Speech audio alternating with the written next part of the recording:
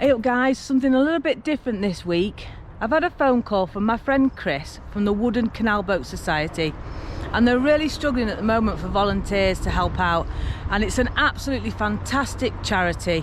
They take all the old wooden boats and they restore them, some of them over 100 years old. So we're going to go over there and see what's going on, because I know he's been doing NHS trips also for people with depression, anxiety, doing loads of really good work. So let's go and see what it's all about. So I've come to visit Chris at the Wooden Canal Boat Society, which is based at Portland Basin. This is Chris, the boatman. And this is Lilith. This is the oldest one, is it, Chris? She's 120 years old. Wow. She's the one that started it all off, because back in 1974 I bought her for £100 and I said, I'll do it up, not knowing quite what I was taking on. Well, she's going to need a stern end rebuilding, because I did that in the 1970s, so it's lasted over 40 years now and it's getting a bit tired. It's like painting the Forth Bridge looking after these boats. These are the two wooden boats I've come to see today, Forget-Me-Not and the Wellbeing boat, Hazel. So tell us about Hazel, Chris. She's the last of her type, the last Runcorn wooden header, and she's been completely rejuvenated, I like to call it. Basically we replaced all her planks, but she was kept to the same shape as she was. And she's a butty, so she has to be towed by Forget-Me-Not. Getting to look a bit tatty now. We need somebody to do some painting and sign writing. So if we know of any volunteers that are good at painting and sign writing, let us know in the comments. Help out the Wooden Canal Boat Society. And she's all wood, isn't she? Oak sides and a green heart bottom. Traditionally it would be elm, but can't get decent elm for love nor money nowadays. So my boat's all steel, but Hazel here is made out of all wood. And she's over 108 years old. Isn't that amazing? Absolutely amazing. And this is why it's lovely to have people like Chris and the Portland Basin Museum, because they keep the history alive, keep these things going. But it's a lot of work, and they rely on charity funding and donations for the work that goes on with them, really. So let's go and have a look inside this 108-year-old boat. If people stay overnight, we can sleep 3 people in here. Nice kitchen. Oops. This is the bathroom. We can actually put a ramp up to get wheelchairs in there. Wow. And there's a wheelchair lift at the front. The beds are not made up at the moment, there's nobody staying, but the side bedroom there, that's set up as a double just now, but it can be pushed in and made into a single, which obviously gives you more leg room. And then the back bedroom here, again, it's just spare pillows and things at the moment. We've got bunks. We can pull this out to make it a double. We can fold the top bunk away if we don't want it. When I helped Chris out on these boats a few years ago, that was my room, there in the back there. It's about, how many years ago was that, Chris? That would have been 2016, I think. 2016. So that's fine. Ooh, careful. I know some of you think, well, I was only 3 then, but yeah, 2016. Well, she's very cosy. I'm sat on Hazel right now. I mean, how old? It's just amazing to be part of this history, really. It just looks so different to a normal narrow, and it feels a bit wider as well. So the thing is with Hazel, she's a wellbeing boat. So they run trips for people that are suffering depression, anxiety, people that need a break to get out and just get into nature and have a good time. And they've also got the wheelchair lift, which gives access to wheelchair users, which is a fantastic thing.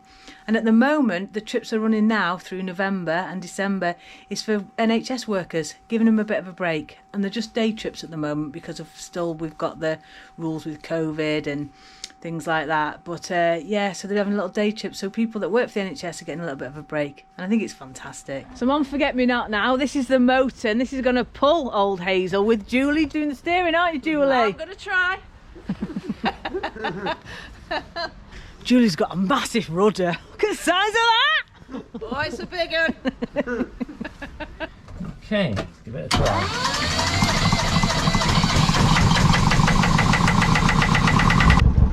So Hazel and Forget-Me-Not, they're the wellbeing boats, aren't they, Chris? What does this mean? Well, basically they're here to raise people's spirits, and at the moment we've got a project on for NHS and care workers in particular, but also people who've been suffering from depression, to have trips and little weekend holidays on the boat.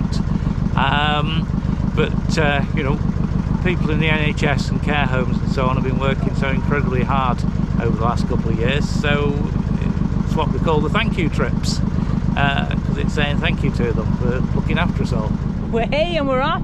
Chris is driving, I'm on the front of the motor, and the Butty's going to come behind now. This guy's going to put the rope round the back and we'll be all way. So it's just like the olden days, but obviously back then Hazel would have been towed by a horse. But we're going to pull her now. Drag her along, bless her, 108 years old.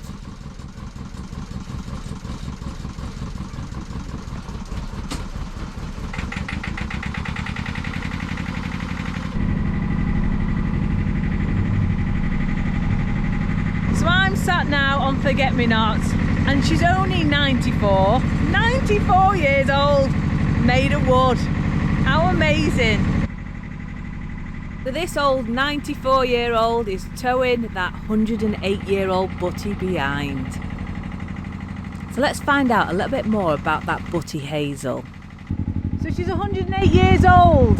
As far as we know, yeah, we think she was built in 1913, and originally she carried salt for the Salt Union, then later she went to Agnes Beach and she carried coal for Agnes Beach. It took a lot of money to restore Hazel, as it does for any old wooden boat, which is one of our problems because we've got 5 of them, most of which need major work. But then if we hadn't saved them, they just wouldn't be around anymore, and they're a really important bit of the waterway heritage. Plus, when you've got them up and running again, you can use them for all kinds of nice projects. Like Forget-Me-Not also works on the recycling project. So what's the recycling project, Chris? Recycling trips have been running since 1996, and what we would do was go out on a pair of boats, usually Forget-Me-Not and Lilith, and go about an hour's trip down to Fairfield Junction, which is where we're going today, and then we go around the houses and collect clothes and bric-a-brac and all kinds of stuff that people didn't want, most of which goes to our charity shop for resale. So it's more reuse than recycling really, but a bit of metals and so on gets recycled, and it's really good because it gets people a chance to do a bit of boating for free. The thing is, Chris, all these boats are going to cost a lot of money to restore. I mean, they're over 100 years old. Where do you get all the funding from? Oh, we all wear hats like this to hold out in front of people. But apart from that, we've been pretty much self-funded a lot of the time, just for running costs, by having a charity shop up in Ashton. And that obviously was supplied with goods from the recycling trips as well as what people bring in.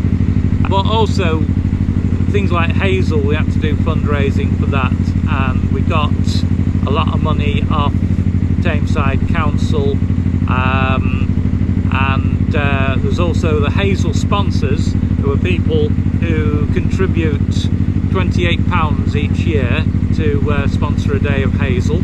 Not enough to get very far, but enough to say, look, we raised this much, can you give us some more, you know. People don't understand it does take a hell of a lot of money to restore these wooden boats, which is why most of them have ended up being broken up, and why we had to set up a charity to do it. So Chris, how come you've got these NHS trips going on and stuff? How did that come about? Well, as soon as we got the funding of the National Lottery, the Awards for All, I put out a press release about it, and the very next day, because it had gone online with our local paper, I got a phone call from somebody at Tameside Hospital to ask if she could book 60 trips, and they're mostly like 3-hour day trips like this, where NHS workers are bringing their families along, which is nice day out for them. That's how it works. We're still waiting for more people from care homes and so on to get in touch, but we've got plenty to keep us busy at the moment.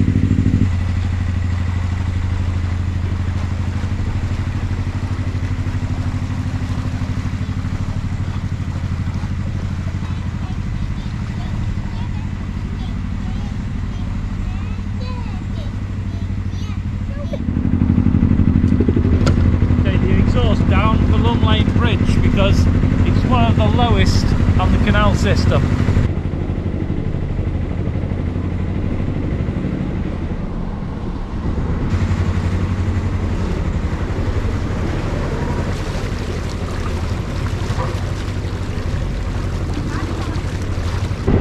I'm doing a bit of driving now.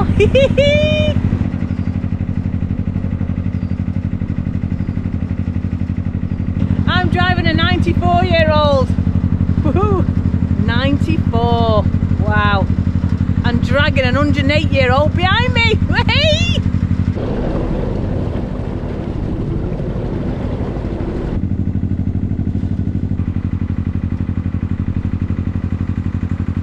So Chris, how do you get all the volunteers and people to help you out with the boats? With difficulty sometimes. I mean, we need more volunteers for all kinds of things, not just boat building and maintenance and stuff like that, but fundraising, running the shop, driving for the deliveries for the shop, and eBaying. We're trying to sell a lot more stuff online nowadays, but there's not a lot of people with the time, skill and inclination to do it, to be honest. And organising jobs, like for example, at the moment I'm organising all the crew and bookings for this boat, which is for Hazel, which is an absolute guarantee I will screw it up sooner or later, because I'm not the world's most organised person. And just organising volunteers and all kinds of stuff.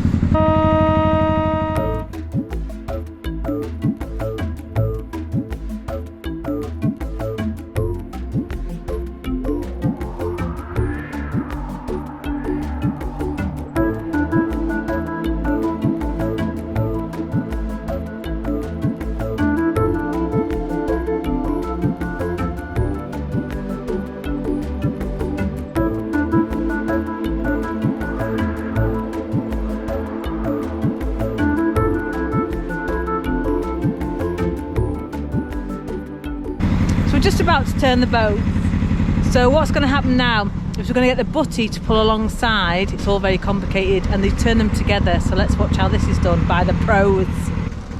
So remember guys that Hazel, the butty, is completely unpowered, so it's just going along now with the momentum. So Chris has stopped Forget Me Not now, the motor, in the middle of the canal, and Julie's steering Hazel to come alongside. So as you can see guys, Hazel's still moving with the momentum, but how do you stop her? Well, that's where Chris comes into it with his big rope.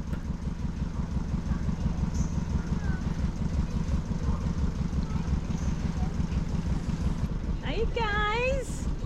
Say hello! Hello! Hey! So as you can see here, Chris is using the rope to tie both the boats together. And at the same time he's doing this, Aaron at the back of the boat is also tying the boats together. And then this will stop Hazel going any more forwards as the rope is used as a brake. And all that's done with the boat just hovering in the middle of the canal. How amazing is that? That's good boatmanship, that. So now it's time to turn these two beauties. So this is Aaron, and Aaron's using a bow thruster. This is what the bow thrusters was like back in the day. A big long pole is all you need. So whilst Aaron's pushing really hard on that pole, Julie and Chris have got the tillers hard over and the boat turns on a sixpence. I'm on the butty. Hey, we're on the butty. This is Julie. Let's have a little explore of the boatsman's cabin, because I do love a good boatsman's cabin. So I'm sat in Hazel's back cabin. It's fantastic in here. I'm having a little nosy now, because apparently there's some butties in here. There's butties in the butty, so I thought I'd have a look round. And I'm starving. And remember guys, that a whole family would live in these boatsmen's cabins back in the day. So I don't know if you've noticed now, we're on the butty and look how quiet it is. It's so quiet. Julie's just driven me into a tree. So we're now on Hazel, the butty boat, and it's a lot quieter than on Forget Me Not with that old engine going, but we can still hear it in the distance. This is Julie, with Julie. How long have you been doing this, Julie? Oh God, I started volunteering for Chris about 10 years ago now, to be honest with you. Met him in Staley Bridge, he was going through a lock there, I was with my little boy. He was fascinated with the boat in the lock, and Chris noticed the fascination with him. He was only 5 at the time, and he said to come along and go on a recycling trip, which is what we did, and then that was the start. So I blame it all on my son, really. He should be here with me today, but he's busy doing airfix models. Oh, brilliant. So the motorboat's up there and we're on the Butty here now. Some of you will say, why have a motorboat and a Butty? Well, the main reason for that was the Butties used to be horse-drawn. The horses would pull these along, and then since the invention of the motorboat, they ended up towing the Butties because the Butties were made redundant. And it's so lovely to see this tradition now still going along with a lovely Julie pulling on that tiller.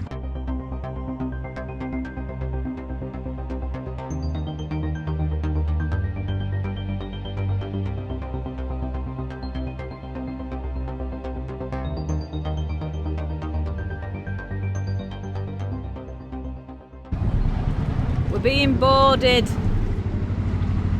So Julie's doing a cracking job here. It's so quiet on the Butty. But Butties, why were they around then, Chris? In the days of horse boats, if two families working different boats were helping each other, they'd say they were buttying, and it's an old term meaning your mate, your workmate, and it used to be used particularly in coal mines where people who worked together on a coal face would be called butties, and they were paid on the butty system. In other words, one person would be paid for the whole team and they'd share it out. When motorboats came in, there were all these spare old horse boats, and it made sense to tow them behind motorboats, and as it was the mate's boat, it was the butty boat. And they found that in fact if they got 2 boats to a family, that meant they could earn more money. So we've arrived back at Portland Basin Museum now, and Forget Me Not is going to moor alongside the museum. However, Hazel needs to drop her guests off. So the lovely Hazel used to transport salt and then coal, and now people. How amazing. She's still going, 108 years old. So now all the guests are dropped off. Chris is going to pole the unpowered Butty all the way back across to the museum. Absolutely amazing. He looks like he's on a gondola. Just one cornetto. So that's it, guys. We're all back now and moored up safely back at the Portland Basin Museum. If anybody does want to get involved with these old wooden boats and the Wooden Canal Boat Society, then please do. They are really, really crying out for volunteers to keep these old girls going. It's a part of our history. It's just fantastic. So guys, I'm back home now. I'm back on my own boat. I just want to say thank you so much for watching this video, and I know it's been a little bit different, but if you can volunteer in any way to help the Wooden Canal Boat Society, then that would be absolutely fabulous.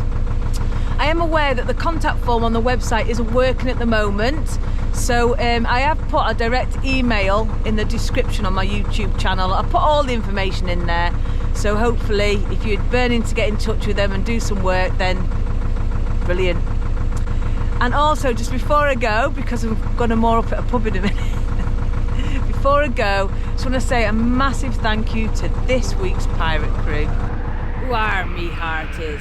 Paul Price, Ralph Wood, Paul Bezick, Ian Penfold, Gadget, Stephen Brody, David Van Wart, Marcia Nelson, Alan Harbit, Tim, Tommy Wombles, Kelvin and Sam, and Desmo Dave. Thank you so much, guys, for using the Buy Me a Coffee. I really do appreciate it.